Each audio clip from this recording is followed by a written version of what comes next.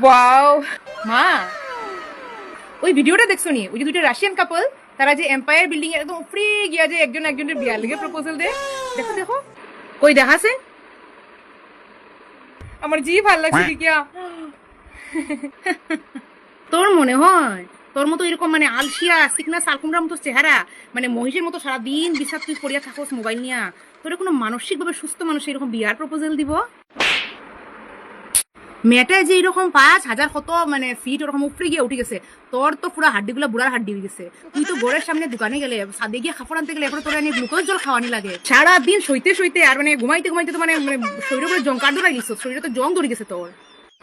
আচ্ছা তাও আমি মানলাম বাকি সব, ওই যে মানে ফ্ল্যাটটার মধ্যে এত কিছু লেখছে, তুই যদি এত কিছু লেখা যাস তোরা তো রবীন্দ্রনাথ ঠাকুর ডিক্লেয়ার করা দিব। এত মানে এতটি লেখা যদি তুই লেখিলাস, মেট্রিক ফেল। এক লাইন তো তুই লিখতে পারতে না, তোর দাঁত ভাঙ্গিয়ে হাতও আইজিব। মেয়েটার পুলিশে দৌড়িয়ে লইয়া যার, তারপরে তাই মুখে হাসি আছে, মানে তাই ডরান না, তাই পুলিশ ডরান না।